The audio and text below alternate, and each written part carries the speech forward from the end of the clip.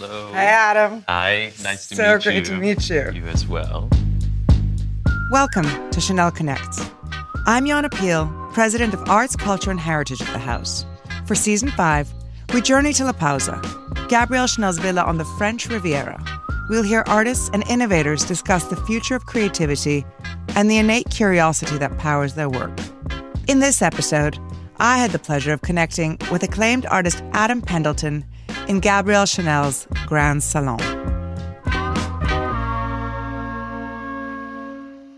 Adam, this is so incredibly exciting because I have had the thrill of seeing Love Queen at the Hirshhorn. And so this could be no more apt a moment than to be sitting here with you just several weeks after that momentous exhibition opened. Congratulations. Thank you so much. Thank you. I would love for you, if you can, to describe in terms of how that beautiful round structure embodies those decades of composition. So Love Queen is an exhibition that's very much so focused on the core of my work, which is painting. And it includes paintings from 5 different bodies of work, some of which I've been working on at this point for almost 20 years.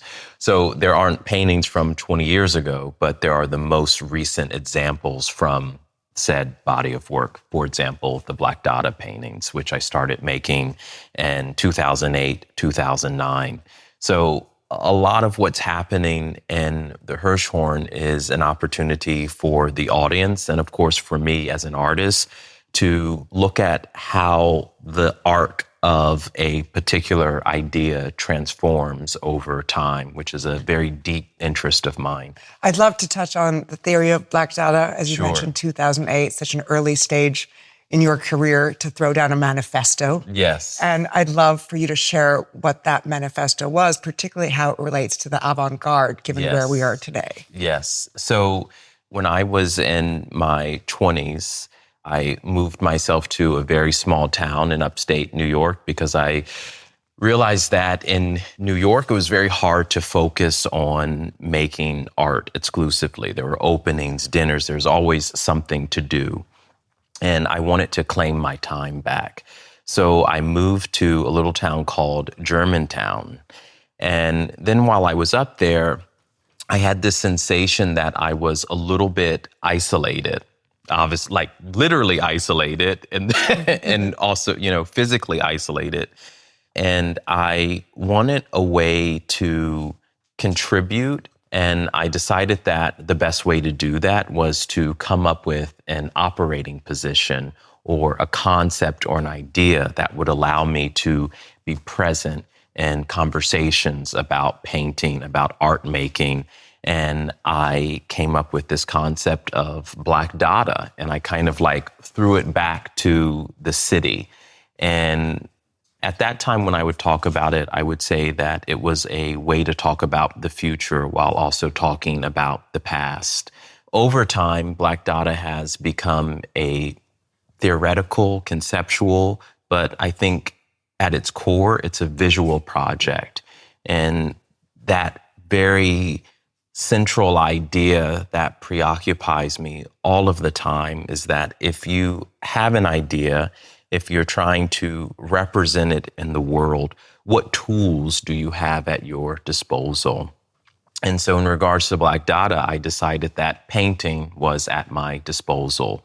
But I haven't answered your question, what does Black Dada have? I've only talked about... You said, did I? Yeah, absolutely. Because I think you pointed to a way of activating history to define the future, the conceptualism and the avant-garde, and rooting yourself in a particular canon of Blackness as well while looking forward. Well, so that's something that really gets confused because I think people think it's about a kind of perception or understanding of, quote, Blackness. And it actually attempts to break down what those kinds of assumptions around Blackness are or could or would be. It's not about Black artists or writers. It's actually about creating a much more capacious space that is more invested in ideas of difference and dissonance. I love that. And it's such an opening to things we'll discuss in terms of the collaborators that you have also so generously brought into your world. Tell us about the words and what the titles mean to you and how that features and has an impact on how the viewer or the audience engages.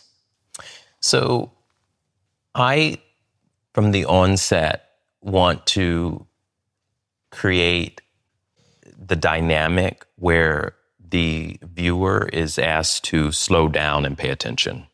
And so love queen, love, comma, queen.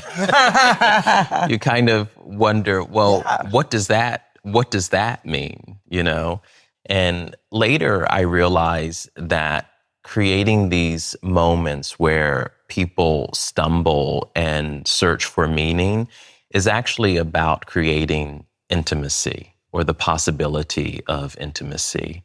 And love, of course, is this big, open idea that we all relate to in different ways, but we don't quite know at any given moment what it means. And so it's immediately creating this sense of awareness, but again, this kind of absence of the limits of this means this.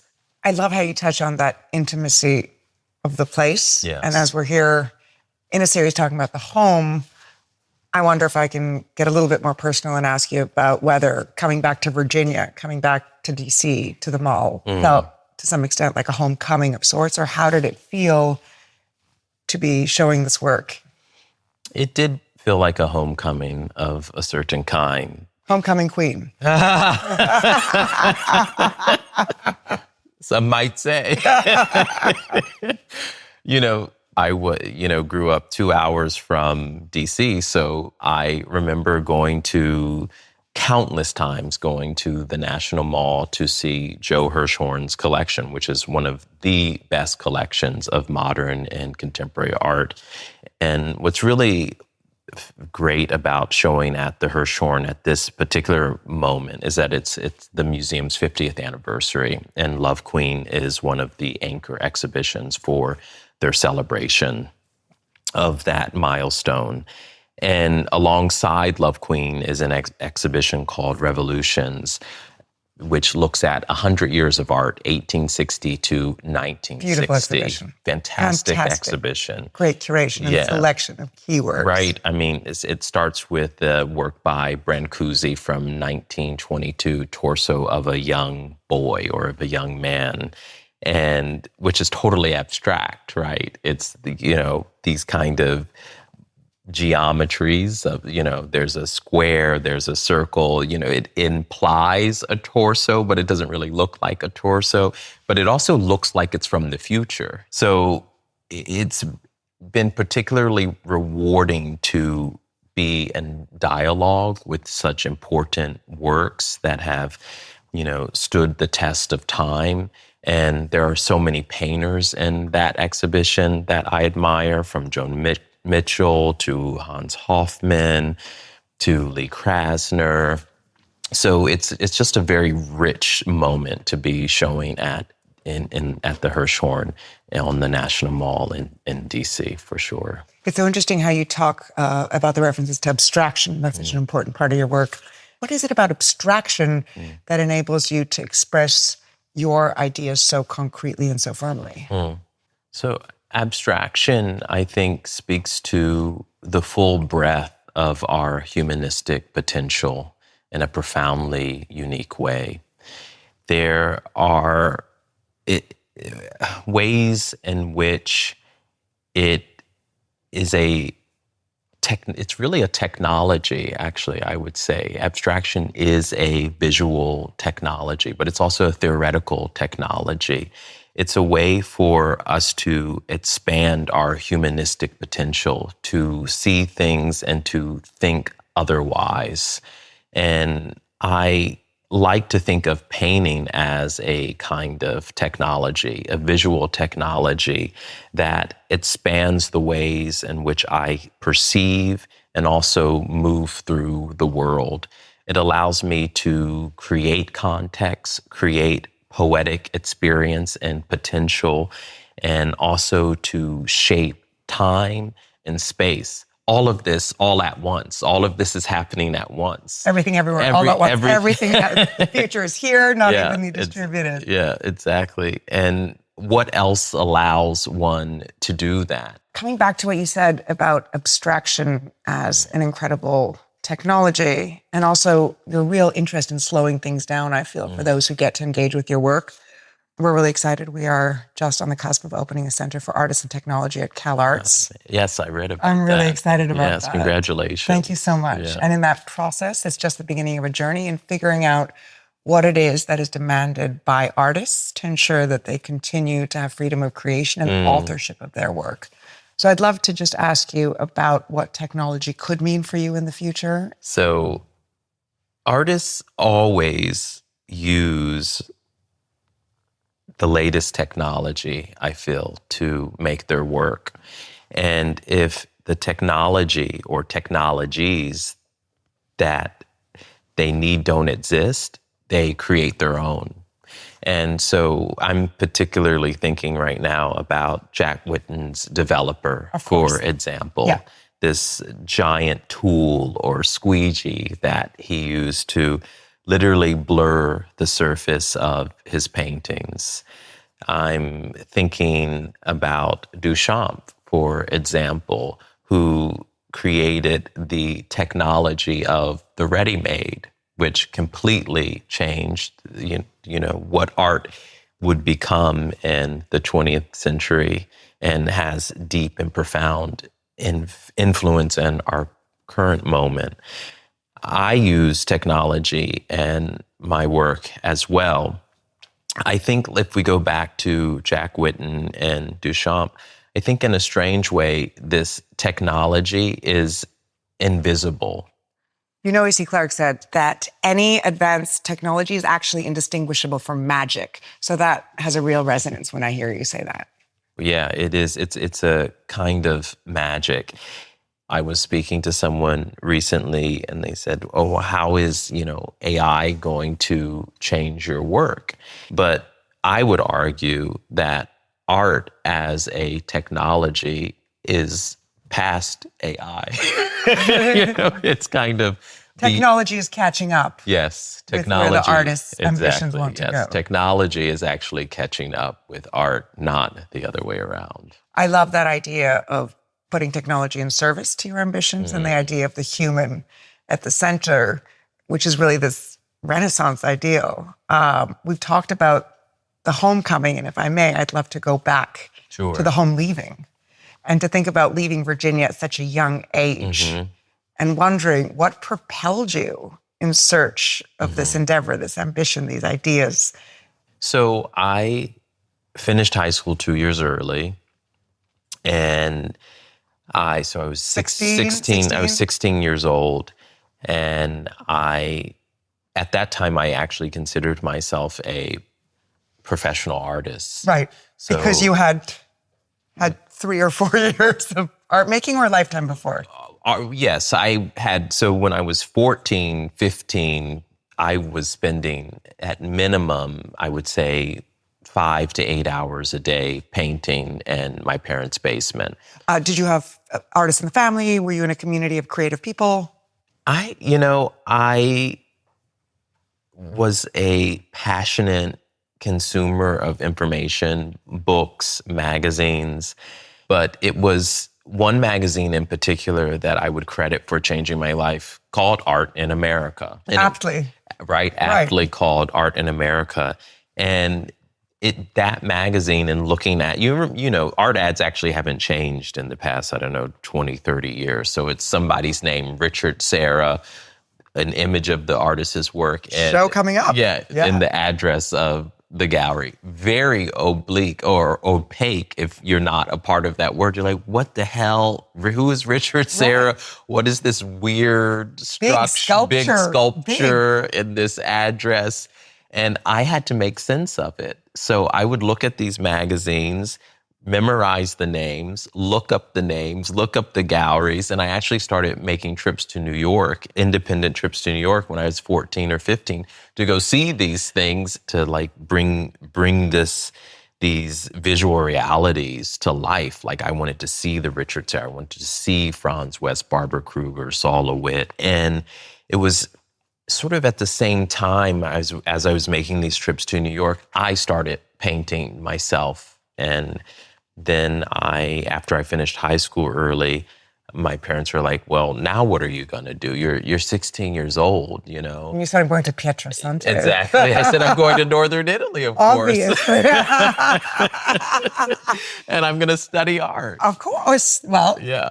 And so I went to Northern Italy to study art, actually very traditional, marble sculpting. So I had these giant, piece of marble and hammer and chisel, and was terrible at it, absolutely terrible. And, this is an encounter that I still remember. The instructor pulled me aside and she said to me, you're absolutely an artist, but not this kind. So no David. Yes. Not Michelangelo. Exactly. Yes. Okay. Yes. And that was pretty affirming. 16, 17, yes, 18. It was the first time someone claimed that space for me, and I shared with this instructor pictures of the paintings that I had been making in my parents' basement.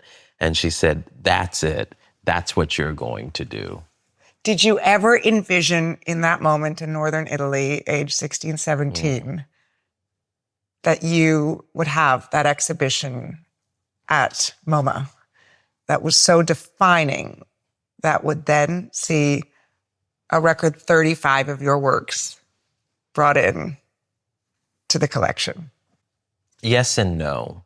So when you're that age, of course, you remember. You think everything and anything is possible. Sure.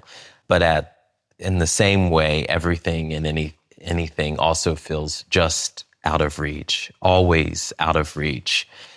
And I knew what I was committed to. I knew that I had the capacity, the imaginative capacity to contribute ideas, paintings, concepts of importance that could disrupt and reinterpret and reconfigure our understanding of art and life and the ways in which we experience it. To pick up on that, there's someone else who thought your potential was limitless when they met you in 2007. And I spoke to her last night. And really? I said, Rosalie, I'm going to interview Adam Pendleton. Yeah. And what was it in 2007 when you saw him standing in front of his pastel poetry that made you realize he was someone who urgently needed to feature in your most celebrated performance arts festival in the world? Can you take us back to 2007 and that interaction with Rosalie Goldberg, which she so beautifully spoke about? Yeah. So Rosalie met me probably in 2004 or 5.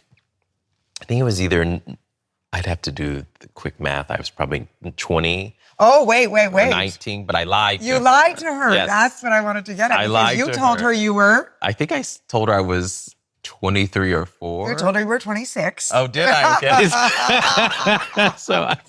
And she didn't care, but she thought that... because I said to myself, no one's going to take a 19, 20, even a 21-year-old. Because I remember, you would read articles about artists and it would say the young artist. And then I'd look up how old they were. They were like 35. Right, I was like, so if that's young, what am I, you are Joan Jonas's oldest friend. So that was interesting. I love this play of age. Yeah. But do tell. So you were this young artist. Yes. And, Rosalie was doing these incredible commissions with artists who in many instances have never done a live work before.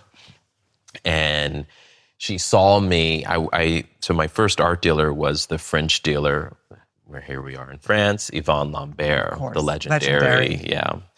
And I had my show of paintings at his gallery, and I also did like a live poetry reading in front of those paintings.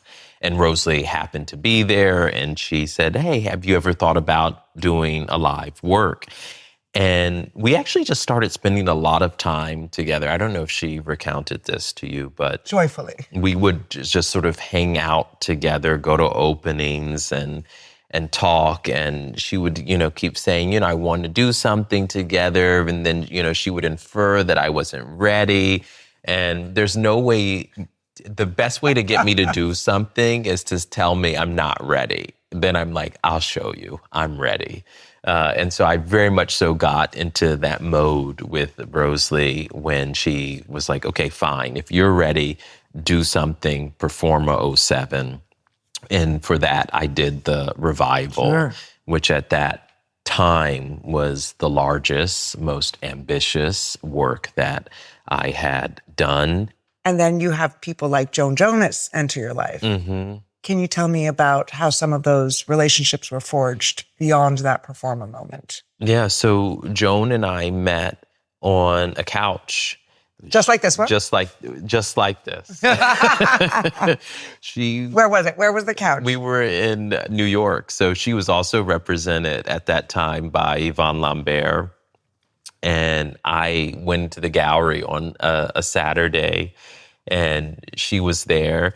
And in her very Joan Jonas way, she said, hi, I'm Joan Jonas. And I said, hi. Little Joan Jonas with huge presence. With huge presence, exactly. Gravitas. And I said, I'm Adam Pendleton. And she's like, what do you do? Who are you? And I think a work of mine was up in the back room. And I said, oh, that's my painting. And she said, oh, I like that. That's nice. And she said, I'm working on a performance and this was a commission she had just been commissioned to do for Dia at Beacon. And she said, and I need a musician. Do you know any? And I said, yeah, I think I know someone who you could or should work with. And I said, Jason Moran. Oh, Jason Moran. Yeah. We love Jason Moran. Fantastic. What a brilliant choice. Yeah. And I actually did not know Jason, but I had been listening to his music for several years at that point. And she said, oh, who is he? And I said, oh, he's a jazz musician, but he's really reinventing the form. And coincidentally, we looked him up, and he was actually performing literally that night or the next night at Jazz at Lincoln Center. Oh, serendipity. Serendipity. We got tickets. Joan and I went together. She loved it. And I think that next day or within that next week, she reached out to Jason and said, I want to work with you.